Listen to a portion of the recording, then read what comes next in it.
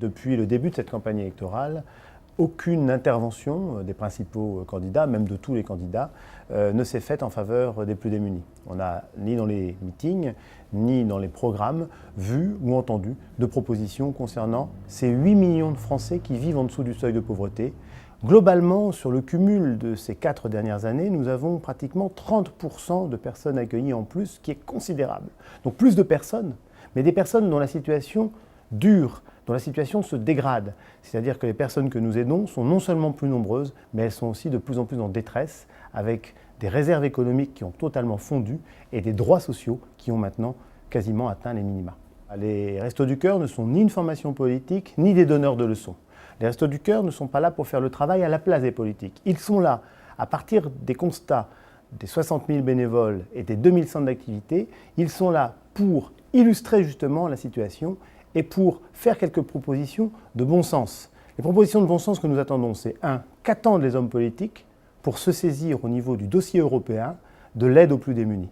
Nous avons défendu et sauvé in extremis cette aide pour 2 ans, mais l'après-programme européen d'aide aux plus démunis, quand allons-nous en discuter ? Quand les politiques français vont-ils proposer à leurs homologues allemands, par exemple, de construire un véritable programme de sécurité alimentaire en Europe ? C'est un sujet majeur. Ça parle d'Europe, ça parle d'agriculture, ça parle de sécurité alimentaire, des sujets qui préoccupent les Français. On n'a aucun message pendant cette campagne et l'occasion du Salon de l'agriculture aurait pu être saisie, elle ne l'a pas été. On a également, bien entendu, un engagement et un témoignage très très fort sur la situation du logement et de l'hébergement. La situation est inacceptable. Plus d'1 million de Français vivent dans des situations de logement déplorables et nous accueillons au resto 20% de personnes qui sont dans ces situations de logement indignes. Eh bien, nous demandons à ce que véritablement l'ensemble des acteurs se mobilisent et le monde associatif est prêt à s'engager aux côtés des politiques pour accompagner, parce que c'est ça qui compte, c'est que l'associatif peut accompagner humainement les personnes en difficulté et compléter, agir en complémentarité avec les décisions publiques. Et bien entendu, nous interpellons aussi les hommes politiques pour leur demander leur position sur les contrats aidés et le retour à l'emploi, sur la loi Coluche et l'aide et le financement pérenne aux associations, et sur l'accueil inconditionnel, le fait que l'on puisse continuer à aider des personnes sans être inquiété, sans avoir, quand on est bénévole, d'inquiétude à avoir aidé une personne, même si elle est dans une situation irrégulière.